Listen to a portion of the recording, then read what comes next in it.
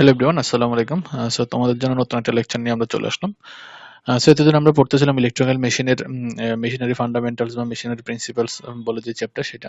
ওইখানে আমরা চার বা পাঁচটা লেকচারের মাধ্যমে আমরা টোটাল যতগুলো প্রিন্সিপাল আমাদের মেশিন রিলেটেড আছে সেগুলো আমরা কভার করার ট্রাই করছিলাম, এবং সেখানে কিছু লস টস আমরা দেখছিলাম যে eddy current loss, hysteresis loss, বিভিন্ন প্যারামিটারের সাথে আমরা পরিচয় হয়েছিলাম। তারপর induced voltage, Faraday law, Lenz law, তারপর ম্যাগনেটিক সার্কিট, তো বিভিন্ন ব্যাপার আমরা ওইখানে অ্যানালাইসিস করা শিখছিলাম, যেখানে হচ্ছে হলো মেইন বেসিক গুলো আমরা ওইখানে পড়ছি।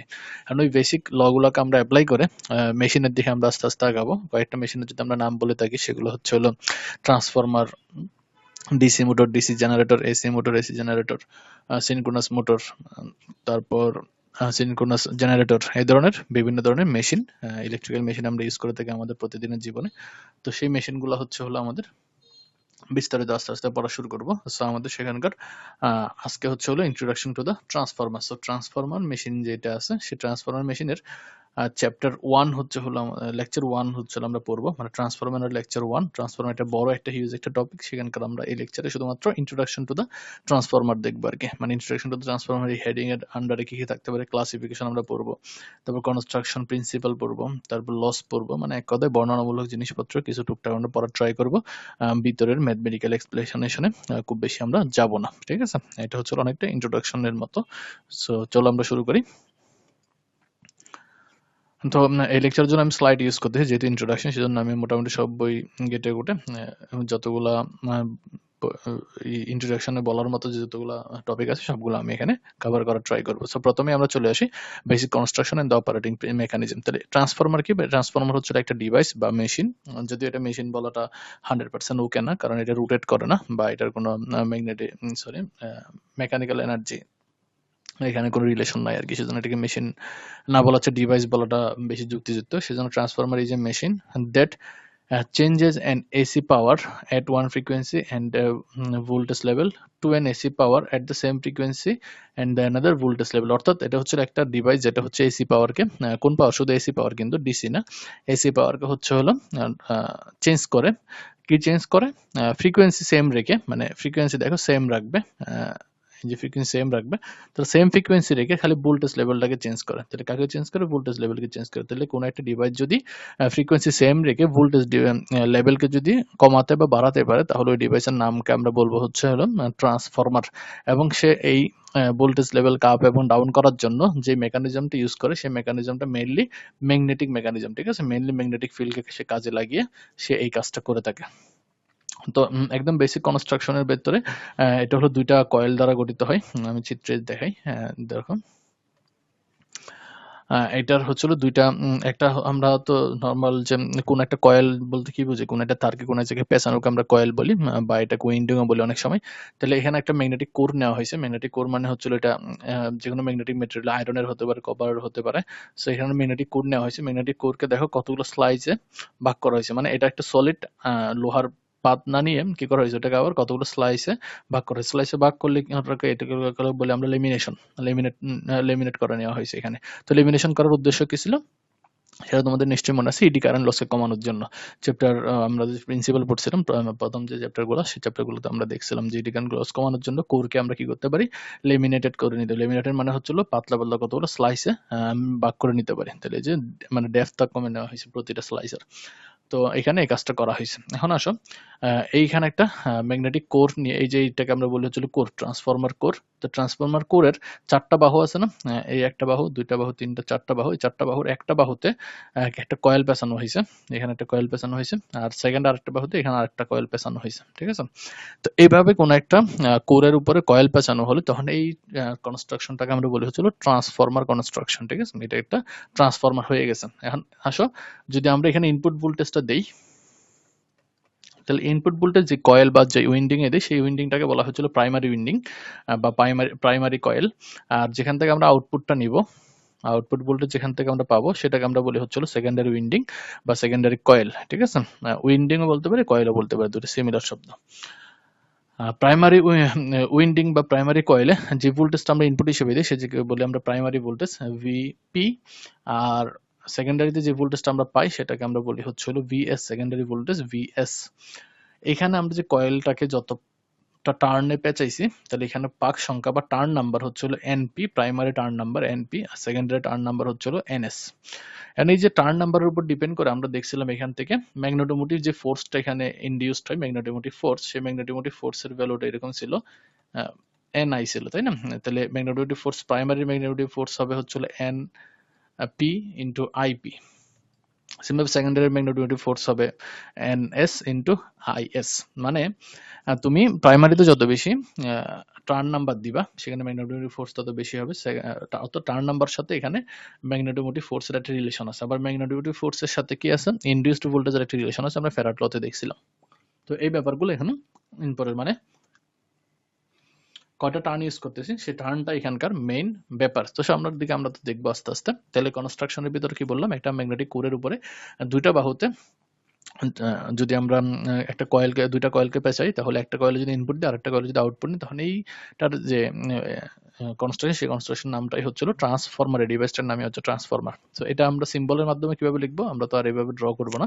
সিম্বলের মাধ্যমে আমরা এখানে একটা কয়েল ড্র করি, যে এখানে একটা কয়েল ড্র করছি, এই পাশে আর একটা কয়েল ড্র করা, মাঝখানে দুইটা প্যারালাল টান দেওয়া হয়েছে। দুইটা প্যারালাল টানের মাধ্যমে বোঝানো হচ্ছে এখানে একটা আয়রন কোর বা যে কোনো ধরনের মেটালিক কোর ইউজ করা হয়েছে, যেটাকে আমরা বলি ম্যাগনেটিক কোর। মানে এখানে ম্যাগনেটিক কোর ইউজ করা হয়েছে। এই যে ডাবল দাগ আছে মানে ম্যাগনেটিক কোর আছে, আর ডাবল দাগ না থাকা মানে হচ্ছে এখানে কোনো ম্যাগনেটিক কোর ইউজ করে না, অর্থাৎ এয়ার বা বাতাসের উপরেই কয়েল দুটাকে রাখা হয়েছে।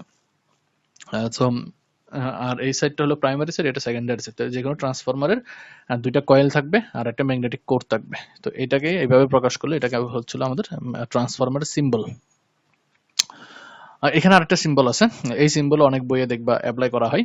জাস্ট এখানে একটা সার্কেল, এখানে একটা সার্কেল। তো এটা আসলে কি, আমরা যে কয়েলগুলোকে পেঁচাই, কয়েলগুলোকে তো আমরা এইভাবে বৃত্তাকারে পেঁচাই, রাইট? এই বৃত্তাকারের কয়েলের জাস্ট একটা সার্কেলকে হচ্ছে হলো ওরা এখানে সিম্বল হিসেবে দেখাচ্ছে, একটা সার্কেল, এই একটা সার্কেল। তাহলে দুইটা সার্কেল দুইটা কয়েলকে রিপ্রেজেন্ট করতেছে। এটা অনেকটা হলো টপ ভিউর মতো। তুমি যদি এই যে এদিক থেকে তুমি যদি এটাকে দেখো, এই যে এদিক থেকে এটাকে দেখলে এরকম দেখতে পাবা, এই পাশের এটার মতো। সো দুইটা সিম্বল আমরা ইউজ করি, এক এক বই এক একটা হয়তো ইউজ করা হয়। আর যেদিকে ইনপুট দিই সেটাই প্রাইমারি, মানে একটা ট্রান্সফরমারে ফিক্সড করা থাকে না যে এটা প্রাইমারি এটা সেকেন্ডারি হইতে হবে, সেরকম না কিন্তু, ঠিক আছে? আমরা যে কোনোটাকে প্রাইমারি বলতে পারবো, যে কোনোটাকেই সেকেন্ডারি বলতে পারবো। যেখানে আমরা ইনপুটটা দিব সেটা প্রাইমারি, যেখানে আউটপুট নেব সেটা হচ্ছে সেকেন্ডারি। সো যে কোনোটাই প্রাইমারি হতে পারে, যে কোনোটাই সেকেন্ডারি হতে পারে। তাহলে আমরা কনস্ট্রাকশন থেকে দেখতে পাচ্ছি কি, যে এটা দুইটা কয়েল থাকবে। একটা কয়েলকে আমরা বলি প্রাইমারি, যেখানে হচ্ছে ইনপুটটা দিই, আর একটা কয়েল হচ্ছে সেকেন্ডারি। আচ্ছা, সেই কথাগুলো এখানে বলা আছে। এখন দেখো, কোনো কারণে যদি আমরা 3 নাম্বার কোনো কয়েল যদি ইউজ করি, যদি কোনো একটা ট্রান্সফরমার থার্ড একটা কয়েল থাকে, তখন এই থার্ড কয়েলটাকে বলা হয়েছিল টারশিয়ারি। কেন থাকে এটা আমাদের এখন জানার দরকার নেই, যেহেতু ইন্ট্রোডাকশন ক্লাস। তাহলে কোনো ট্রান্সফরমার দেখা যাচ্ছে কি তিনটা কয়েলও থাকতে পারে, তখন আর কয়েলগুলোর নাম হবে primary coil, secondary coil and tertiary coil. Coil না বলে আমরা উইন্ডিংও বলতে পারি, প্রাইমারি, সেকেন্ডারি এবং টারশিয়ারি উইন্ডিং, ঠিক আছে? আরেকটা বিষয়, তার মানে ট্রান্সফরমারের ক্ষেত্রে কিন্তু আমরা কি দেখতেছি, ইলেকট্রিক্যাল এবং ম্যাগনেটিক প্রপার্টি আছে। এখানে কোনো মেকানিক্যাল প্রপার্টি বা মেকানিক্যাল হিসাব নিকাশ বা মেকানিক্যাল কোনো ধরনের প্রিন্সিপাল এখানে ইউজ হবে না। সেজন্য আমরা এই ধরনের ডিভাইসকে আমরা বলি হচ্ছে হলো ইলেকট্রোম্যাগনেটিক ডিভাইস, ইএম ডিভাইস, ঠিক আছে? ইলেকট্রিসিটি এবং ম্যাগনেটিজমের সাথে রিলেট করে পরস্পর। এখানে কোনো মেকানিক্যাল নাই। আমরা যখন মোটর জেনারেটর এগুলো পড়বো তখন এখানে মেকানিক্যাল আসবে, তখন ওগুলোকে আমরা মেশিন বলবো, আর এটাকে আমরা বলতেছি হচ্ছিল ডিভাইস, ঠিক আছে? আর এটাকে ট্রান্সফরমার বলার আরেকটা কারণ হচ্ছিল এটা ট্রান্সফার করে, অর্থাৎ ভোল্টেজ পাওয়ারকে এক দিক থেকে আরেক দিকে ট্রান্সফার করার সময় হচ্ছিল জাস্ট কি করে, ভোল্টেজকে আপ অর ডাউন করে। সো এই যে ভোল্টেজকে আপ ডাউন করে, সেই জিনিসটাকে আরো ক্লিয়ারলি বোঝার চেষ্টা করি। চলো আমরা কিছু ইকুয়েশনের মাধ্যমে। সো এখানে ট্রান্সফরমারের সেই তখন যে কথাগুলো বলছি সেটাই আবার একটু দেখানো আছে, যে আমরা এখানে যদি প্রাইমারিতে একটা ভোল্টেজ, যে এসি ভোল্টেজ দিই, এই ভোল্টেজের ইকুয়েশন আমরা সবাই জানি, ভিএম, এটা হচ্ছে সাইন ওমেগা টি, এই যে যেহেতু 0 দিয়ে শুরু হচ্ছে, এটা আমি আসলে কজ লিখতে পারি, কজ ওমেগা টি। তাহলে আমরা এখানে একটা এসি সিগন্যাল দিই, যেখানে যে ফ্লাক্সটা তৈরি হবে সেই ফ্লাক্সটাও হবে হচ্ছে হলো কি 5x cause omega t. Voltage আর ফ্লাক্সের ফেজ ডিফারেন্স 90 ডিগ্রি, একটু পরে দেখতে পাবা। তাহলে আমরা যদি এখানে একটা এসি বা সাইনোসয়েডাল ইনপুট দিই, এখানে যে ফ্লাক্সটা ইনডিউসড হবে সেই ফ্লাক্সটা হবে একটা সাইনোসয়েডাল ফ্লাক্স, এবং সেই ফ্লাক্সের ম্যাক্সিমাম ভ্যালুকে আমরা ধরে নিচ্ছি হলো 5m, এই যে 5m যেটা ধরে হয়েছে এটা হলো ম্যাক্সিমাম ফ্লাক্স, ঠিক আছে? আর এই ফ্লাক্সটা গিয়ে সেকেন্ডারিতে হচ্ছে হলো লিঙ্কেজ হবে, লিঙ্কেজ হয়ে এখানে একটা আবার একটা সাইনোসয়েডাল ভোল্টেজ ইনডিউসড করবে। সেই ভোল্টেজের সাথে যদি একটা লোড লাগানো থাকে তাহলে সেই লোডের জন্য একটা কারেন্ট ফ্লো হবে। তার মানে এখানে কোনো কারেন্ট পাবা নাকি না সেটা নির্ভর করবে হচ্ছে তুমি কোনো লোড কানেকশন করছো কিনা। তো এখানে একটা বাল্ব লাগিয়ে এখানে দেখানো হচ্ছে। আর এখানে ইম্পর্টেন্ট প্যারামিটার দুটো হচ্ছে হলো টার্ন রেশিওর টার্ন নাম্বার গুলা। প্রাইমারি টার্ন নাম্বার হচ্ছে এনপি, সেকেন্ডারি টার্ন নাম্বার হচ্ছে এনএস। তাহলে আমরা যদি এখানে একটা ফর্মুলা ডেরিভেশন আনতে চাই, সেটা আনার জন্য আমরা কি পড়ে আসছিলাম ফ্যারাড ল থেকে। ফ্যারাড লতে আমরা পড়ছি হচ্ছে কোন একটা কয়েলের ভিতর দিয়ে যদি আমরা ম্যাগনেটিক ফিল্ডকে পরিবর্তন করতে পারি তাহলে সেই কয়েলে একটা ভোল্টেজ ইনডিউসড হবে। এইখানে এই জিনিসটা দেখানো হচ্ছে, এটা একটা north pole of the magnet, এটা একটা সাউথ পোল, এবং এই নর্থ থেকে সাউথের দিকে ম্যাগনেটিক ফ্লাক্স লাইনগুলো হচ্ছিল যায়। এই ম্যাগনেটিক ফ্লাক্স লাইনগুলো যাওয়ার সময় যদি কোনো একটা কয়েলকে কাট করে তাহলে সেই কয়েলের ভিতরে একটা ইএমএফ তৈরি হবে, যেটাকে আমরা বলি ফ্যারাড ল। এবং সেই ইএমএফটা ইনডিউসড ইএমএফ ফর্মুলা আমরা জানি ফ্যারাড ল থেকে। এটা চ্যাপ্টার 1 এ আমরা পড়ছি, -n D5 এ চ্যাপ্টার 1 বলতে মেশিনারি প্রিন্সিপাল যে চ্যাপ্টার সেটা।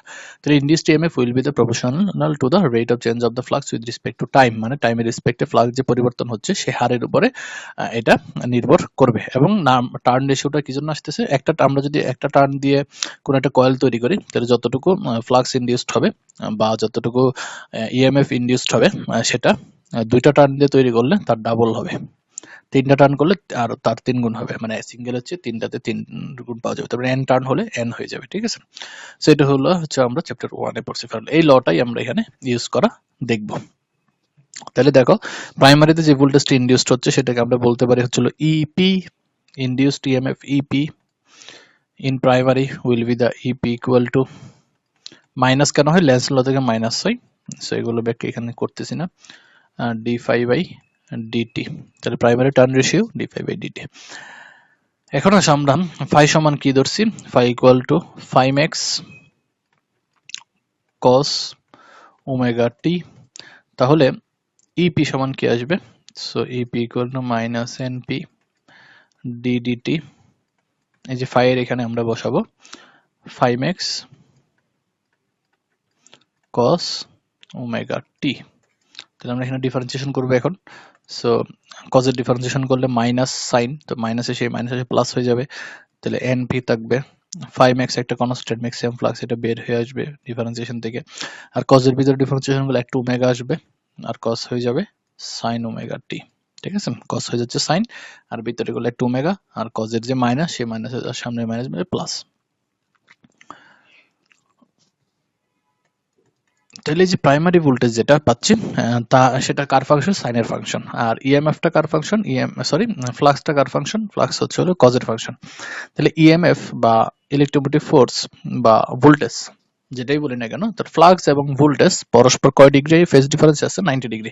আমরা জানি সাইন আর কজের ভিতরে ফেজ ডিফারেন্স হচ্ছে 90 ডিগ্রি। তাহলে ফ্লাক্স যদি কস হয় ভোল্টেজ হবে সাইন, ফ্লাক্স যদি সাইন হয় ভোল্টেজ হবে কস। তো সবসময়, কারণ কি মাঝখানে ডিফারেন্সিয়েশন আছে, কসকে ডিফারেন্সিয়েট করে সাইন, সাইনকে ডিফারেন্সিয়েশন করলে কস, তার মানে সবসময় একটা 90 ডিগ্রি ফেজ ডিফারেন্স তৈরি করে থাকবে, ঠিক আছে। এখন আসুন, এই যে ইএমএফটা পাচ্ছি প্রাইমারি ইএমএফ বা প্রাইমারি ভোল্টেজ, সেটার ম্যাক্সিমাম ভ্যালু কত,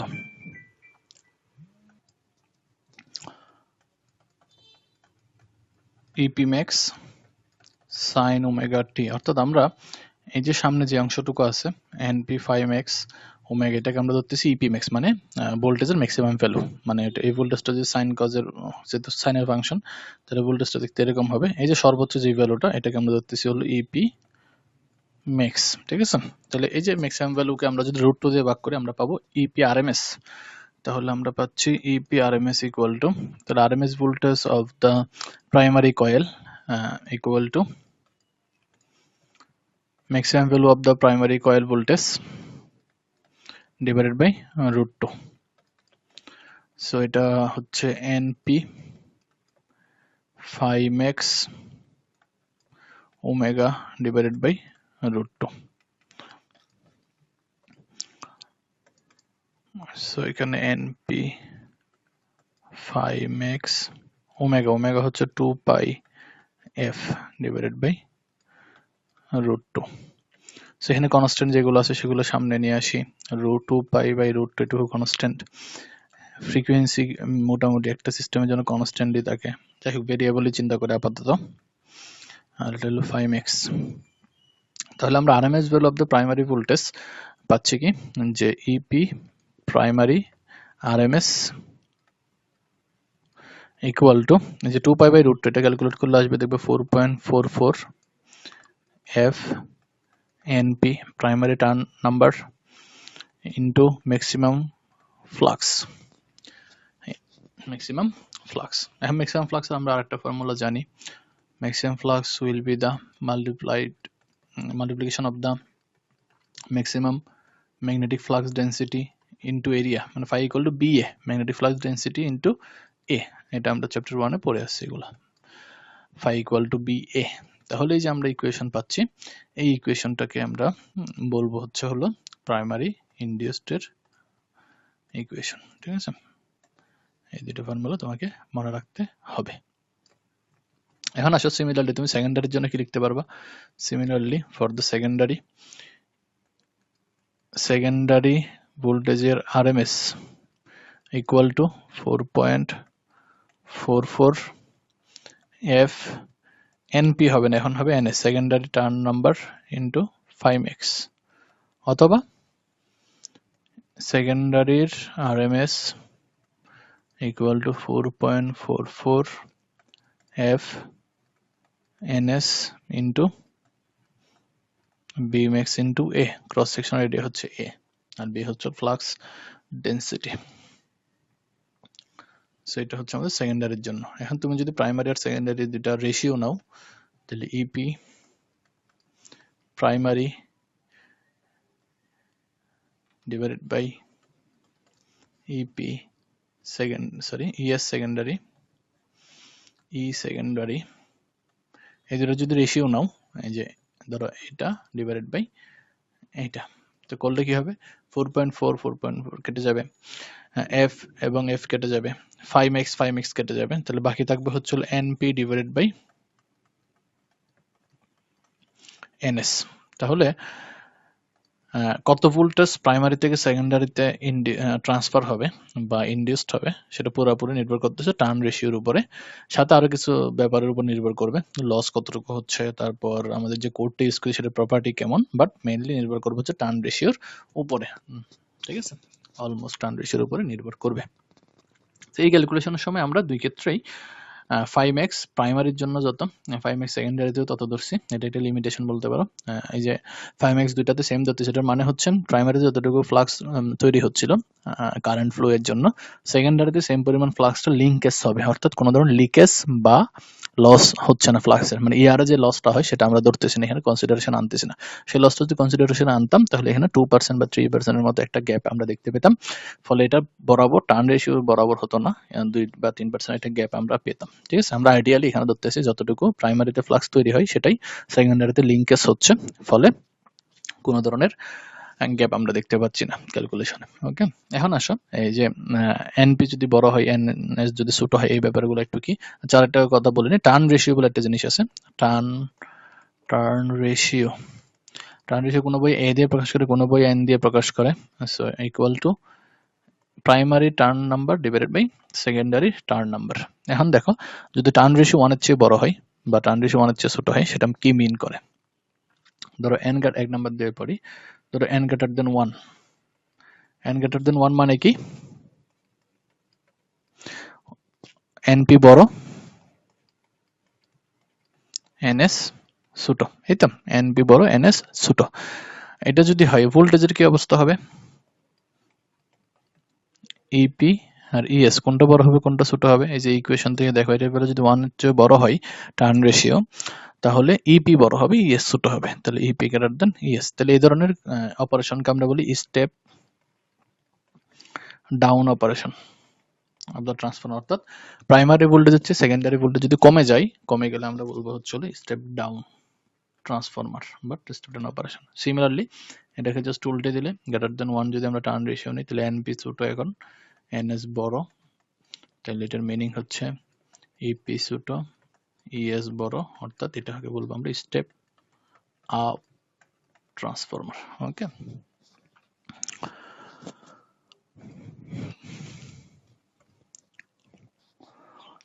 তাহলে এখানে আমি যে কথাগুলো যে ডেরিভেশনটা করছি সেই ডেরিভেশনটা স্লাইডে করা আছে এখানে। তারপরে যে টার্ন রেশিওর মাধ্যমে যে ইকুয়েশনটা সেটা এখানে নিয়ে আসা হয়েছে। তারপরে এই টার্ন রেশিওর মিনিংটা কি সিগনিফিকেশন আছে, সেই significance of the turn ratio এখানে আলোচনা করা হয়েছে। টার্ন রেশিও যদি অনেক ছোট হয় তখন আমরা বলি step up transformer, turn ratio যদি অনেক চেয়ে বড় হয় তখন বলি স্টেপ ডাউন ট্রান্সফরমার। আর আইডিয়াল ট্রান্সফরমার বলা হচ্ছিল যখন এটা সমান হয়।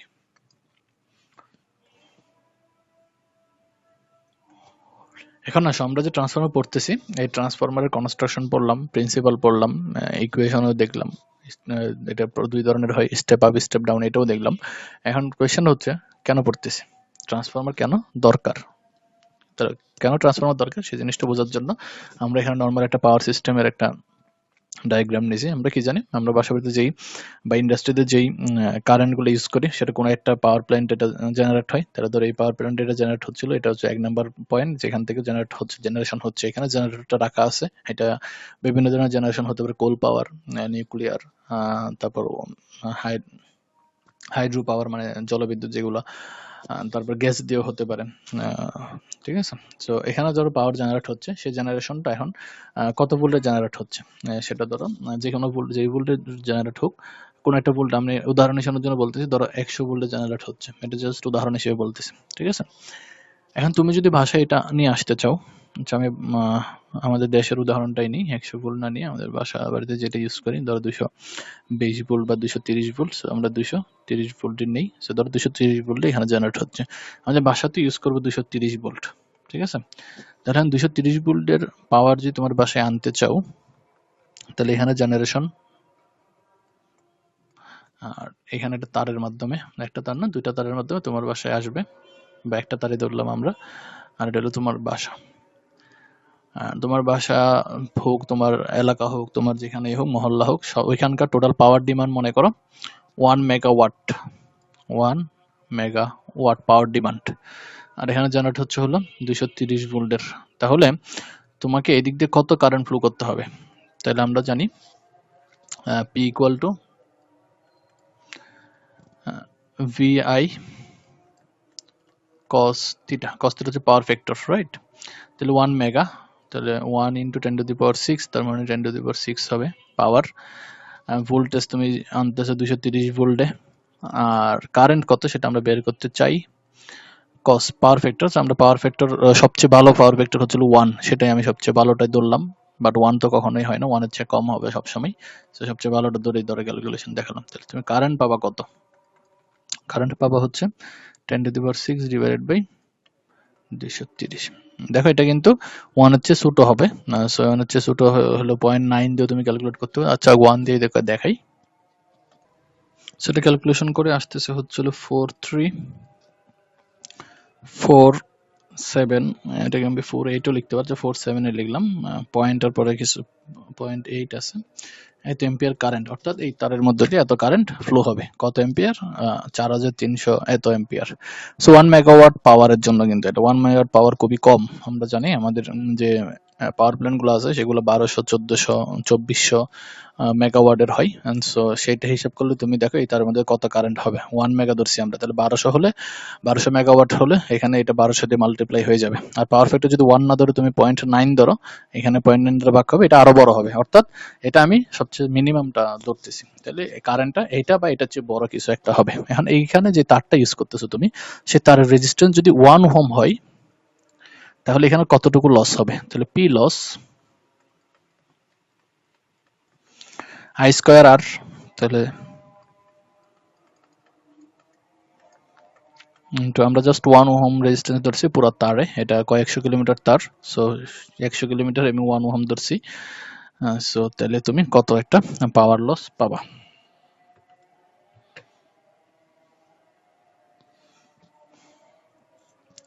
তো বিশাল একটা পাওয়ার লস এখানে হয়ে যাবে। ঠিক আছে,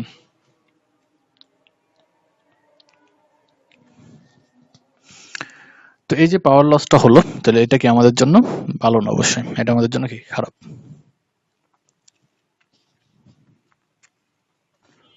তাহলে এই রেজিস্ট্যান্সের ভ্যালু যদি 1 না হয়, অন্য যে কোনো কিছু হয়, যেটাই হোক, তুমি কি পাওয়ারের একটা লস অবশ্যই পাবা। সো রেজিস্ট্যান্সটাকে আমি আর দিয়ে দেখাচ্ছি। তাহলে তুমি যদি 1 মেগাওয়াট পাওয়ার জেনারেট করো, সেটা যদি তুমি ট্রান্সমিট করতে চাও, দেখা যাবে 1 মেগাওয়াটের কাছাকাছি একটা পাওয়ার তোমার লস হয়ে যাবে টোটালি। যদি 1 ওহম রেজিস্ট্যান্স আমরা ধরি, তাহলে 1 মেগাওয়াটের পাওয়ার তুমি ট্রান্সফার করতে গেলে ম্যাক্সিমামই 90% এর বেশি লস হয়ে যাচ্ছে, এইভাবে যদি আমরা ট্রান্সফার করতে চাই। এখন আমরা এখানে এই লসটাকে বাঁচানোর জন্য একটা কি করতে পারি দেখো। তাহলে লসটা মেইনলি হচ্ছে কার জন্য? মেইন এখানে ফ্যাক্টরটা হচ্ছে কারেন্ট। লসটা বেশি হওয়ার কারণ হচ্ছে কারেন্ট। এখন আমরা কারেন্ট কমাতে হবে।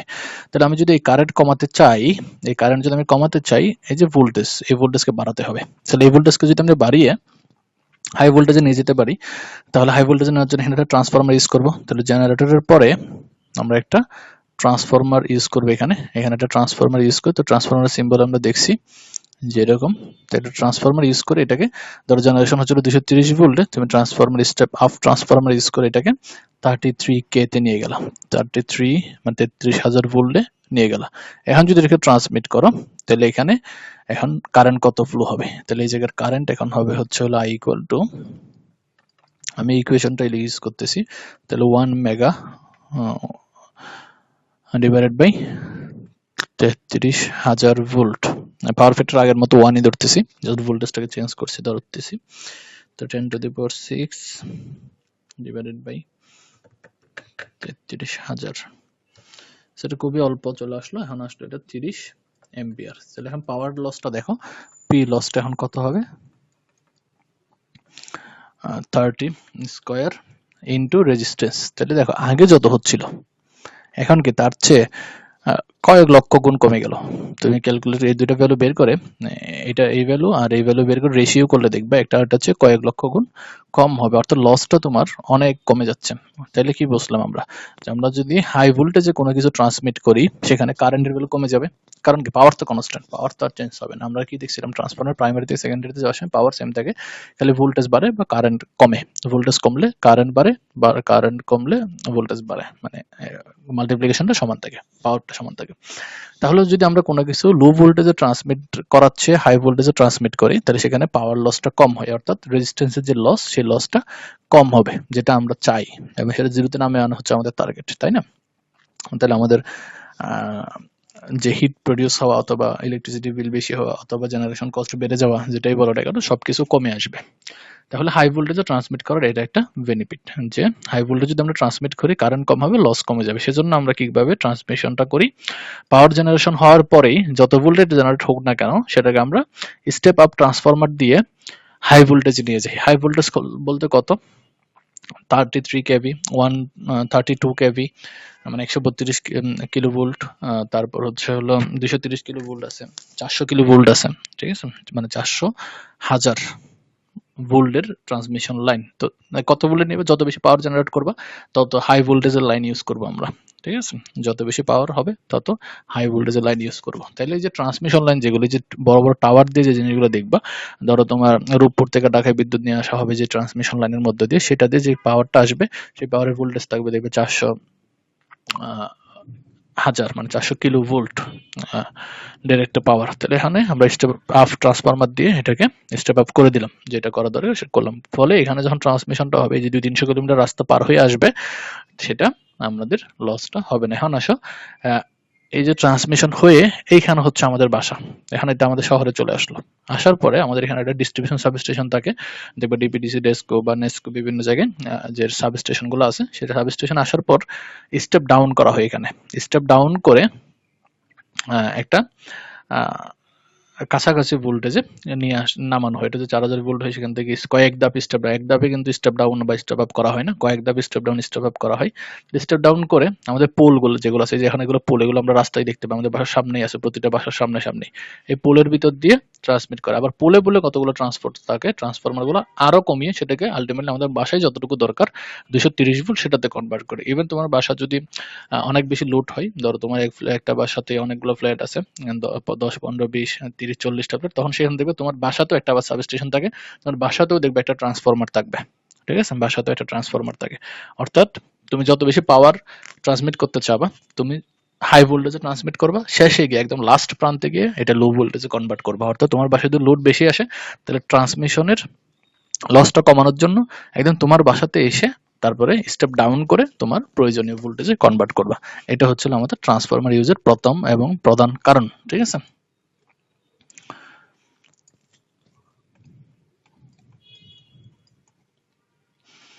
তাহলে এই জিনিসগুলোই এখানে বলা আছে। আমি তোমাকে ম্যাথমেটিক্স এর মাধ্যমে বলছি, ওরা জাস্ট এক লাইনে বলছে যে the essential for the minimising energy losses and ensuring the safety. ঠিক আছে, আমাদের সেফটি এনশিওর করার জন্য। তারপর এখানে কন্ডাক্টর সাইজও কমে আসে, আরো বিভিন্ন ব্যাপার আছে। তো এখানে এই প্রবলেম সর্বপ্রথম কখন হয়েছে সেই ইতিহাসটা এখানে লেখা আছে। যখন হচ্ছে হলো থমাস আলভা এডিসন বিভিন্ন ওই যে ডেভেলপ করছে, প্রথম পাওয়ার ডিস্ট্রিবিউশন যখন ডেভেলপ করেছে তখন এই প্রবলেমটা সে ফেস করছিল। তারপরে হচ্ছে আস্তে আস্তে ডেভেলপ হয়ে ট্রান্সফরমারের দিকে শিফট করছে। এখন আসো ট্রান্সফরমারের প্রকারভেদ বা ক্লাসিফিকেশন অফ দ্য ট্রান্সফরমার্স। তাহলে আমরা কয়েকটা জিনিসের উপর বেস করে ট্রান্সফরমার কয়েকটা ভাগে ভাগ করতে পারি। এক নাম্বার ক্লাসিফিকেশনটা হচ্ছিল based on the voltage level. তাহলে ভোল্টেজ লেভেলের উপর ডিপেন্ড করে আমরা ট্রান্সফরমার দুই ভাগে ভাগ করি, স্টেপ আপ, স্টেপ ডাউন, যেটা অলরেডি পড়ে ফেলছি আমরা। তার বেসড অন দি ইউজেস, ব্যবহারের উপরে ট্রান্সফরমারকে আমরা কয়েকটা ভাগে ভাগ করি। একটা প্রধান ভাগ যদি বলি, একটা হচ্ছে হলো পাওয়ার ট্রান্সফরমার, দুই নাম্বারটা হচ্ছে হলো মেজারমেন্ট বা ইনস্ট্রুমেন্ট ট্রান্সফরমার। পাওয়ার ট্রান্সফরমারকে আবার তিন ভাগে ভাগ করি, একটা হচ্ছে ইউনিট ট্রান্সফরমার, দুই নাম্বার হচ্ছে সাবস্টেশন ট্রান্সফরমার, তিন নাম্বার হচ্ছে ডিস্ট্রিবিউশন ট্রান্সফরমার। এইগুলো কিন্তু সবকিছু সেম, কিন্তু কোন জায়গায় ইউজ করতেছি তার উপর নির্ভর করে তিন ভাগে ভাগ করতেছি আমরা। তো সেটা বোঝানোর জন্য আমরা আগের চিত্রে চলে যাই। একদম জেনারেশন সাইডে, একদম জেনারেশনের যেখানে হচ্ছে সেখানে পাওয়ার স্টেশনে যেটা ইউজ করা হয় এটাকে বলা হচ্ছে ইউনিট ট্রান্সফরমার। তারপর ট্রান্সমিশন সাবস্টেশনে যেগুলো ইউজ করা হয় সেগুলোকে বলা হচ্ছে সাবস্টেশন ট্রান্সফরমার। আর ডিস্ট্রিবিউশনের সময় এই যে পোলে যেগুলো দেখো, পোলে যেগুলো ইউজ করা হয় সেগুলোকে আমরা বলি হচ্ছে ডিস্ট্রিবিউশন ট্রান্সফরমার। তাহলে পাওয়ার ট্রান্সফরমার আসলে কি তিন ভাগে ভাগ করতেছি, সেটা তিনটাই একই, জাস্ট পার্থক্য হচ্ছে কোনটা কোথায় ইউজ করতেছি। মানে সেম ট্রান্সফরমারকে তিনটা নামে আমি ডাকতে পারবো। ওটা যদি জেনারেশন ইউজ করো তখন নাম বলবো ইউনিট ট্রান্সফরমার, যদি সাবস্টেশন ইউজ করো বলবো সাবস্টেশন ট্রান্সফরমার, আর যদি ডিস্ট্রিবিউশন ইউজ করো সেটাকে বলবো ডিস্ট্রিবিউশন ট্রান্সফরমার। তবে আইডিয়া করে বুঝতে পারতেছো সাইজের দিক থেকে, যদি এগুলো পাওয়ার রেটিং এর কথা বলি, পাওয়ার রেটিং এর দিক থেকে ইউনিট ট্রান্সফরমার সবচেয়ে বড় হবে, কারণ এটা জেনারেশনের পরে 100% যে পাওয়ারটা এখানে জেনারেট হচ্ছে পুরাটাই ট্রান্সফরমার দিয়ে স্টেপ আপ করা হবে, তাই না? আর ডিস্ট্রিবিউশনে এসে কি হবে, তোমার এই যে উপর থেকে তো একটা লাইনে আসো, ঢাকায় আসার পর কয়েক লক্ষ লাইনের তো ডিভাইড হয়ে গিয়ে এক এক অঞ্চলে যাবে, এক এক রাস্তায় থাকবে, তাহলে এক এক রুটে আবার এক একটা ট্রান্সফরমার থাকবে, এক একটা লাইনে এক এক বাসায় এক একটা ট্রান্সফরমার থাকবে, তাই না? অথবা কয়েকটা বাসার মধ্যে একটা ট্রান্সফরমার থাকবে, যেগুলোকে আমরা বলবো ডিস্ট্রিবিউশন ট্রান্সফরমার। এই ডিস্ট্রিবিউশন ট্রান্সফরমারটা কি থাকবে, ছোট থাকবে, এগুলো তোমরা দেখোই, খুব বেশি বড় না, এগুলো ছোট। আর সাবস্টেশন ট্রান্সফরমারটা হচ্ছিল মিডিয়াম সাইজের হবে। তাহলে পাওয়ার ট্রান্সফরমার গুলো আসলে কি, এগুলো হচ্ছিল হিউজ সাইজের কিছু ট্রান্সফরমার হয়, যেগুলো হচ্ছে মেইনলি ট্রান্সমিশনে ইউজ করা হয়, এবং লোকেশনের উপর নির্ভর করে এটার নাম তিন রকম দিচ্ছি, ইউনিট, সাবস্টেশন এন্ড ডিস্ট্রিবিউশন। এরপর আসলে ইনস্ট্রুমেন্ট বা মেজারমেন্ট ট্রান্সফরমার। এগুলা কি করে, এগুলা নামের ভিতরে দেখতে পাচ্ছি, এগুলো মেইনলি মেজারমেন্টের কাজে ইউজ করা হয়। ধরো তুমি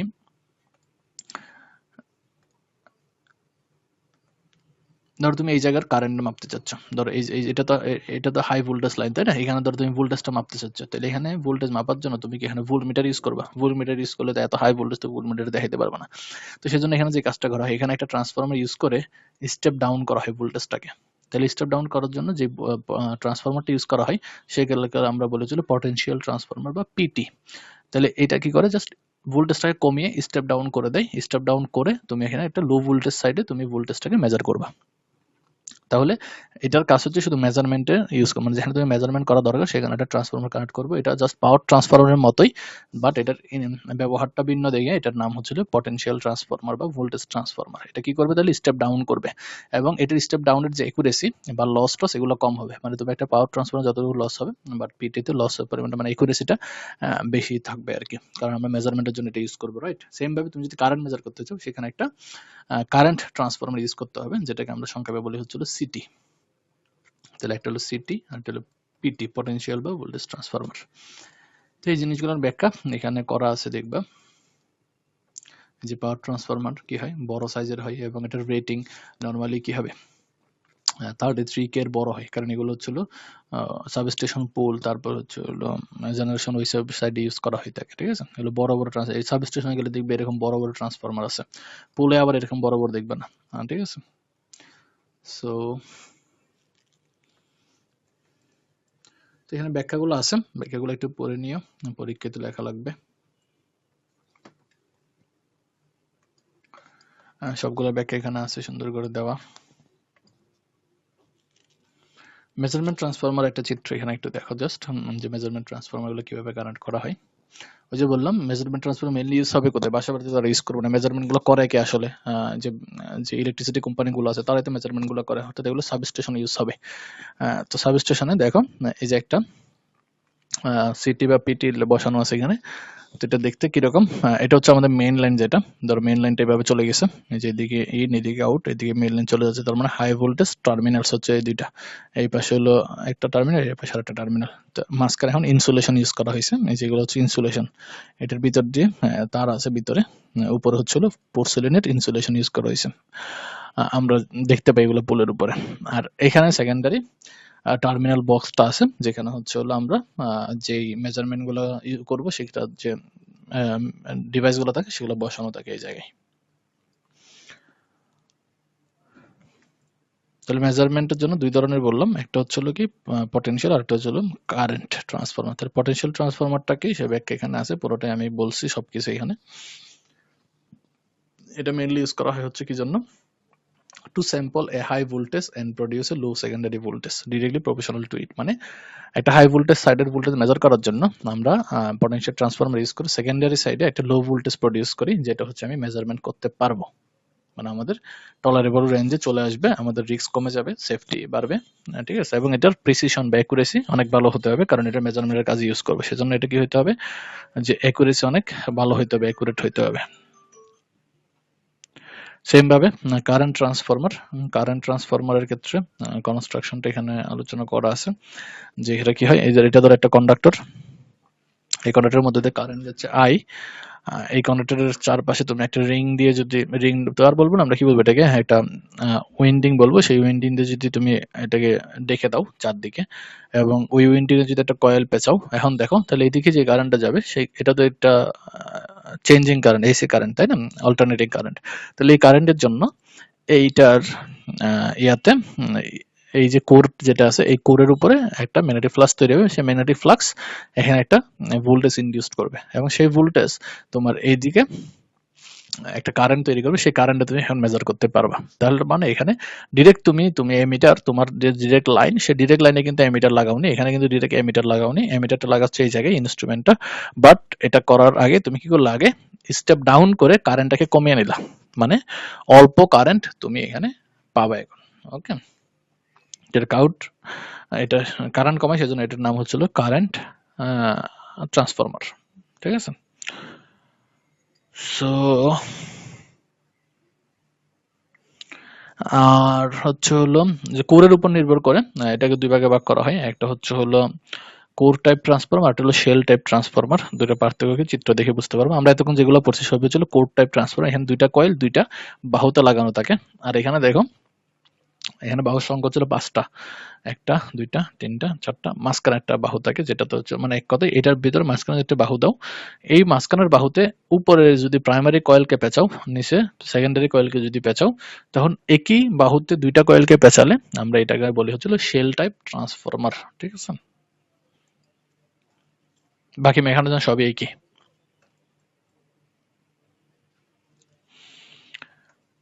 কোর টাইপ, শেল টাইপ এটা বললাম, এগুলো একটু পড়বো এখান থেকে। তারপর আসো আমরা যে কোর ইউজ করতেছি, কোর ইউজ না করে যদি আমরা জাস্ট কয়েল ইউজ করি, মানে এখানে যে ওই যে লোহার যে কোর, এই যে কোরটা, এই কোরটা যদি না থাকে, তখন এটাকে বলবো আমরা air core transformer. Air core মানে এখানে কিছু নাই, আসলে কি আছে, বাতাস আছে, সেজন্য এটা এয়ার কোর। আর যদি কোরের উপরেই পেঁচাই আমরা, তখন এটাকে বলবো হচ্ছিল আয়রন কোর। এখন এইটা আয়রন মানে কিন্তু বাস্তবে যে আয়রনই হইতে হবে সেরকম না, যে কোনো ধরনের ম্যাগনেটিক মেটেরিয়াল হলেই হবে, এটা নিকেল হতে পারে, কপার হতে পারে, আয়রন হতে পারে, ঠিক আছে। যে কোনো ম্যাগনেটিক মেটেরিয়াল হয়, তাহলে এটাকে আমরা বলবো আয়রন কোর, মানে কোরের উপর যদি আমরা পেঁচাই। এবং এই আয়রন কোরটা কিন্তু একটা সলিড আয়রনের টুকরা হয় না, এটা কি হয়, কতগুলা পাতলা পাতলা শীটের বা পাতের একটা পাতলা পাতলা শীট দিয়ে অনেকটা পুরুত্ব বিশিষ্ট একটা কোর তৈরি করা হয়। এই পাতলা পাতলা শীট কেন করা হয়, এডি কারেন্ট লস কমানোর জন্য। সেই ব্যাপারগুলো আমরা লেকচার চ্যাপ্টার 1-এ মেশিনারি প্রিন্সিপালে দেখছিলাম, যে এটা পুরোটা সলিড না হয়ে কাটা হয় কেন। ঠিক আছে? তো এটা একটা রিয়েল ট্রান্সফরমার। এটা একটা রিয়েল ট্রান্সফরমার। তোমরা যে কোনো ল্যাবে তুমি রিয়েল ট্রান্সফরমারটা দেখতে পাবা। ট্রান্সফরমারের ভিতরে এরকমই থাকে। তো এখানে হচ্ছে হলো একটা কয়েল পেছানো আছে, এখানে আরেকটা কয়েল পেছানো আছে। একটা প্রাইমারি কয়েল, একটা সেকেন্ডারি। তুমি যদি স্টেপ আপ হিসেবে ইউজ করতে চাও তাহলে সেকেন্ডারিতে হচ্ছে হলো তুমি টার্ন নাম্বার বেশি রাখবা, আর স্টেপ ডাউন ইউজ করতে চাইলে প্রাইমারিতে টার্ন নাম্বার বেশি রাখবা। তার মানে প্রাইমারি সেকেন্ডারি কিন্তু ফিক্সড করা থাকে না। তুমি তোমার অ্যাপ্লিকেশনের উপর নির্ভর করে সেম ট্রান্সফরমারকে স্টেপ আপও ইউজ করতে পারবা, স্টেপ ডাউনও ইউজ করতে পারবা।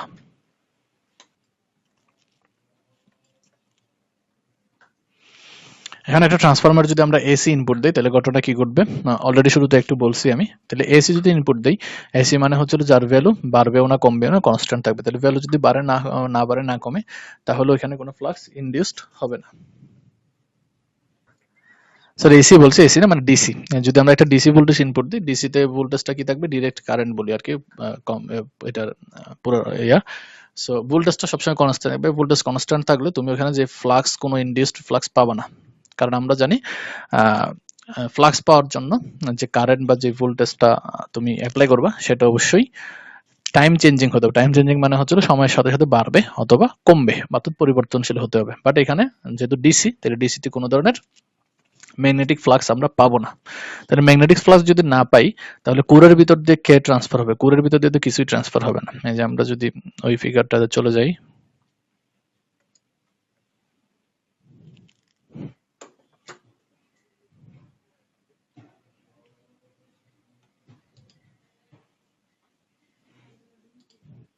তাহলে এখান থেকে যদি আমরা একটা ডিসি ইনপুট দেই তাহলে এখানে একটা কারেন্ট ফ্লো হবে, ঠিক আছে, কিন্তু সেই কারেন্টটা হবে হচ্ছে DC current. DC current flow হলে এই ফ্লাক্সের কোনো জেনারেশন বা কোনো ফ্লাক্স এখানে প্রডিউস হবে না, তারপরে এখানে কোনো ফ্লাক্স থাকবে না। তাহলে এই যে প্রাইমারিতে একটা কারেন্ট ফ্লো হবে, ঠিক আছে, বাট সেকেন্ডারিতে যেহেতু কোনো ফ্লাক্স গিয়ে এটাকে কাট করতেছে না বা লিঙ্কেজ করতেছে না, ফলে সেকেন্ডারিতে তুমি কোনো কারেন্ট বা ভোল্টেজ পাবা না, অর্থাৎ ট্রান্সফরমারের যে মেইন মেকানিজম সেটা এখানে কাজ করবে না।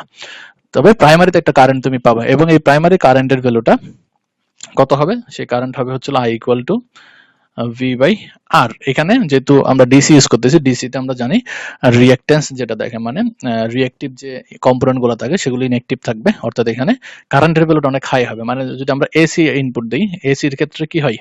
ভি বাই জেড, জেড এর ভিতরে থাকে হচ্ছে আর প্লাস জে এক্স। এখন তুমি যখন ডিসি ইনপুট দিবা এই পার্টটা টোটালি জিরো হয়ে যাবে, ফলে কারেন্টের ভ্যালু বেড়ে যাবে। মানে এসি তে যত কারেন্ট পাবা ডিসি তে তার চেয়ে বেশি কারেন্ট পাবা। ডিসি কারেন্ট বেশি হওয়ার ফলে তোমার এই যে কয়েল যেটা ইউজ করছো, কয়েলের ভিতর যে তার, সে তারের ভিতর দিয়ে বেশি কারেন্ট যাবে, ফলে কয়েলে প্রচুর পরিমাণে হিট জেনারেট হবে, যেটা আমরা চাই না, আমাদের ট্রান্সফরমারের জন্য ক্ষতি। সেজন্য ট্রান্সফরমার আমরা কোনোভাবেই ডিসি তে ইউজ, কারণ ডিসি তে সে ট্রান্সফরমার হিসেবে কাজই করবে না, উল্টা আমাদের কয়েলের ক্ষতি করবে।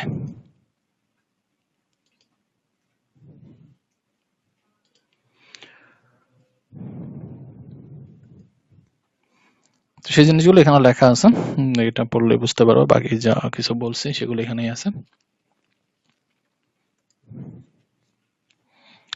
এখন হচ্ছে ট্রান্সফরমার লস গুলা কি কি। তো ট্রান্সফরমার লস যেগুলো হয় কোনগুলো? আসলে আমরা ওই যে ম্যাগনেটিজমের যে মেশিনের প্রিন্সিপাল পড়ছি ওইখানে যে লস গুলো ছিল সেগুলোই।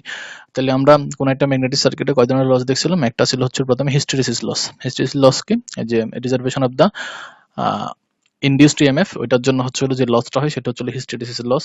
আরেক ধরনের লস দেখছি eddy current loss. Eddy current loss হচ্ছে কি, কোন একটা মেটালিক কোরের মধ্য দিয়ে যদি আমরা একটা ফ্লাক্স ইনডিউসড করাই তাহলে সেখানে একটা রোটেটিং বা সার্কুলেটিং কারেন্ট ফ্লো হয়। সেই সার্কুলেটিং কারেন্ট ওই কোরের রেজিস্ট্যান্সের জন্য মধ্যে একটা হিট প্রডিউস করে, সেটাকে আমরা বলি হচ্ছিল ইডি কারেন্ট লস। তাহলে এই দুটো লসকে একত্রে আমরা নাম দিয়েছিলাম ওইখানে আয়রন লস বা কোর লস।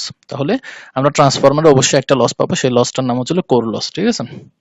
আরেক ধরনের লস এখানে আমরা পাবো যেটাকে আমরা বলবো হচ্ছে কপার লস। সেই কপার লসটা কি? এই যে একটু আগে বললাম আমি, কপার লসটা কি, কোনো একটা যেহেতু প্রাইমারিতে আমরা যে প্রাইমারিতে যেহেতু ভোল্টেজ দিলে, এখানে যখন ভোল্টেজ দিবে সেখানে একটা কারেন্ট ফ্লো হবে না, সেই কারেন্টের জন্য এই কয়েলের রেজিস্ট্যান্সে একটা হিট প্রডিউস হবে, সেই হিট প্রডিউসটাকে আমরা বলতেছি হচ্ছে হলো কোর লস। সেম ভাবে সেকেন্ডারিতে যদি একটা তুমি কারেন্ট ফ্লো পাও, সেকেন্ডারিতে যদি কারেন্ট পাও, সেকেন্ডারিতে কারেন্ট পাবো কি পাবো না সেটা নির্ভর করছে কার উপর, আমি কোনো লোড ইউজ করতেছি কিনা। এখানে যদি ওপেন সার্কিট রাখি তাহলে কিন্তু কোনো কারেন্ট পাবো না। তাহলে এখানে যদি লোড ইউজ করা হয় তাহলে এখানে একটা কারেন্ট যাবে। সেম ভাবে সেকেন্ডারিতেও একটা কি হবে? কপার লস হবে, যেটা হচ্ছে actually I square R loss, মানে রেজিস্ট্যান্সের যে লস সেটা হিট আর কি, ঠিক আছে। তাহলে আমরা দুই ধরনের লস দেখতে পাচ্ছি, একটা হচ্ছে আয়রন লস আর একটা হলো কপার লস। আয়রন লস কি বললাম? Hysteresis plus eddy current. এটা মেইনলি কোরের ভিতরে হয়, কোরের মধ্যে। আর কপার লস হচ্ছে হলো উইন্ডিং বা কয়েলের মধ্যে হয়, উইন্ডিং বা কয়েলের মধ্যে কপার লস হবে, ঠিক আছে। সো নাম দুটো কনফিউজিং, আয়রন আর কপার নাম, সো ইয়া করো না। সো হিস্টেরিসিস লসের ইকুয়েশনটা এখানে জাস্ট লেখা আছে, মনে রাখতে যেটা মনে রাখতে পারো। এগুলো বিস্তারিত তো আমরা এই চ্যাপ্টার ট্রান্সফরমার যদি কখনো বিস্তারিত পড়ি সেখানে তো দেখতেই পাবো, বাট আপাতত জাস্ট এখানে ইকুয়েশন মনে রাখলেই হবে। সেমভাবে ইডি কারেন্ট লসের ব্যাখ্যা এখানে আছে, সেটার ইকুয়েশন এখানে আছে। আর কপার লস হচ্ছে just normal I square R loss, তাহলে সেকেন্ডারির জন্য I two square R two, অথবা এটা আইএস স্কোয়ার আর এস লিখতে পারো, I P square into R P primary. So copper loss তাহলে কি দেখতেছি আমরা, লোডের উপর ডিপেন্ড করতেছে, কারণ আমি যদি সেকেন্ডারিতে লোড কানেক্ট না করি তাহলে কোনো কারেন্ট পাবো না, ফলে সেকেন্ডারিতে কোনো লস হবে না। তার মানে লোডের উপর নির্ভর করবে সেকেন্ডারিতে তুমি কপার লস পাবা নাকি না। ইভেন প্রাইমারিতেও, সেকেন্ডারিতে কারেন্ট বেশি মানে প্রাইমারিতে কারেন্ট ইয়ে হবে বেশি হবে, মানে তুমি পাওয়ার যত বেশি ট্রান্সফার করবা তত বেশি লস হতে থাকবে আর কি, ঠিক আছে। সেখানে একটা প্রবলেম আছে, প্রবলেমটা একটু করি।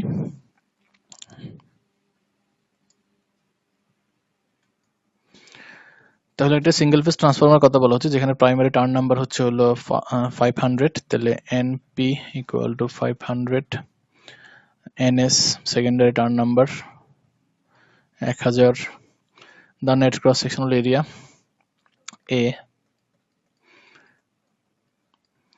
50 into 10 inverse 4 মিটার স্কয়ার, এখানে সেন্টিমিটার স্কয়ার আছে, সো এটা মিটার স্কয়ার নিয়ে গেলাম। Frequency 50 hertz, and supply voltage মানে primary voltage EP equal to 400 volt. So বের করতে বলছে কি peak value of the flux density, flux density মানে হচ্ছে বি, আর পিক ভ্যালু অর্থাৎ বি ম্যাক্স বের করতে বলছে, বি ম্যাক্স। আরেকটা বলছিল voltage induce in the secondary মানে ইএস। সো আমরা ফর্মুলা তো একটা ফর্মুলাই পড়ছি, সো এই ফর্মুলা দিয়ে ইউজ হবে এটা। তাহলে আমরা কি পড়ছি, E P equal to 4.44 F N P B max into A. তাহলে আমরা কি পাবো, ইপি 400, এটা 4.44, ফ্রিকোয়েন্সি হচ্ছে 50 hertz, NP primary turn number 500, B max বের করব, আর area 50 into 10 to the power 4 minus 4।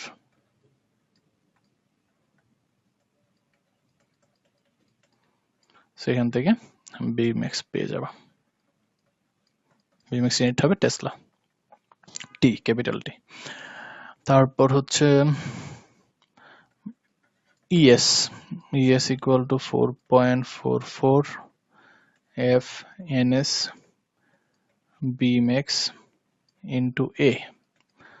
So এখানে ভ্যালু বসাই 4.44, 50 হার্জ, 1000 টার্ন রেশিও নাম্বার, আর বি ম্যাক্স হচ্ছে যে কোয়েশ্চেন এ থেকে যেটা পাবো এটা ইনটু এ, সো এটা হবে এত ভোল্ট, ঠিক আছে। সো ক্যালকুলেশনটা করে নিও, এখানে ভি ম্যাক্স এই যে এই ভ্যালুটাই বসবে। তাহলে আমাদের ইন্ট্রোডাকশন টু দ্য ট্রান্সফরমার যে লেকচার, সেই লেকচারটা এখানে শেষ করতেছি। সবাই ভালো থাকো, আল্লাহ হাফেজ।